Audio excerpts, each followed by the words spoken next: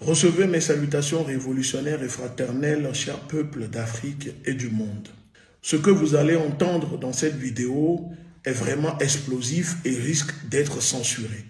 Avant de continuer, likez-la, téléchargez-la, partagez-la, faites en sorte que le monde voit la vérité avant qu'il ne soit trop tard.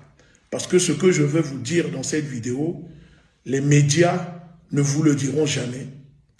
Je vais vous dire les véritables raisons de l'agression du Venezuela et le kidnapping de son président avec sa femme.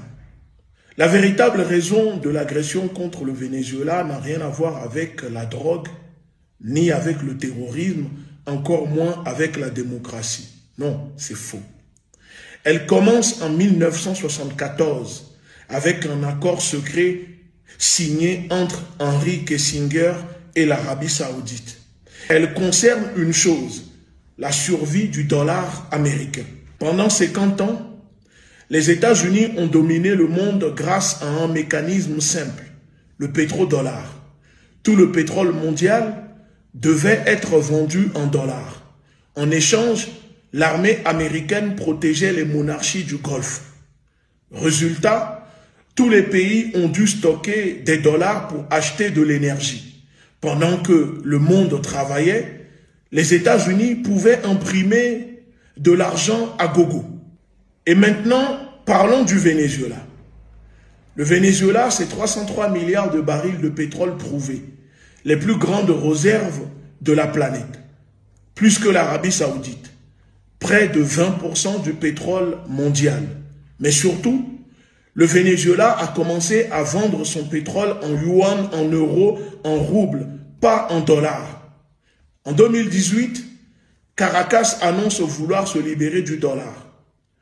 Le président Nicolás Maduro demande l'adhésion aux BRICS. Il crée un circuit de paiement direct avec la Chine et la Russie en contournant le système américain SWIFT. Le Venezuela dispose d'assez de pétrole pour financer la dédollarisation pendant des décennies. Et c'est là que le problème a commencé pour le Venezuela et son président. Ce qui vient de se passer au Venezuela, ce scénario, on l'a déjà vu. Oui, je vais vous faire quelques rappels. 2000, Saddam Hussein annonce que l'Irak vendra son pétrole en euros. 2003, invasion, changement de régime. Le pétrole irakien revient immédiatement au dollar. Les armes de destruction massive